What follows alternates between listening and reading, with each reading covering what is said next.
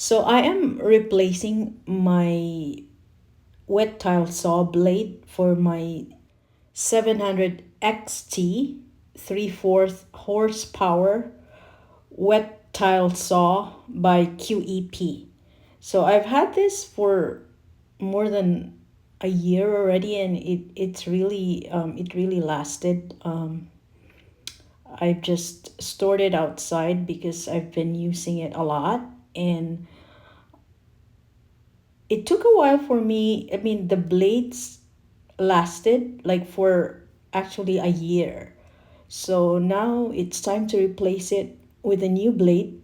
So for the QEP wet tile saw, you do have like the 7-inch diamond blade. So since it's been used for a while, it took me a little bit to take off the old blade. So when you're taking off the old blade, make sure you wear gloves, because even if it's not sharp, it's not as sharp as you first bought it. It's still gonna hurt your hand, of course.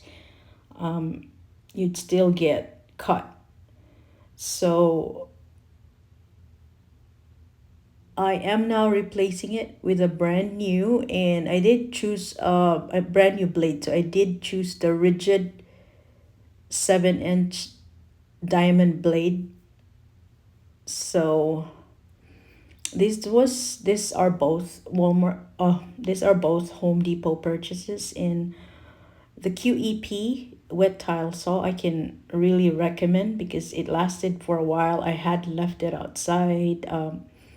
With the weather changing, it was rained on, and the blade still works. And since I've been doing some tile cutting, so I needed a new one with the tiles that I'm cutting right now. So make sure once you've taken it off and you put it back on, is make sure you screw it tight enough to hold it, and then put back the cover in place, and make sure when you're doing it your power is not plugged in. So that's a best practice. You don't plug the power on when you're replacing the blade. And before you start using the new blade, you have to check everything, that it's all snugged and it's all tight, because you are dealing with sharp, very sharp blade, and it could be dangerous. And here, I've checked it. It's all snugged, and it's all secured.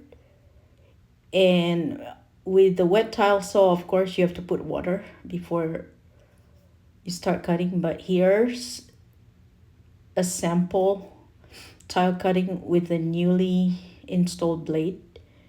When you're doing this, I recommend wearing a headphone. It's really loud, as well as an eye protection and the nose as well.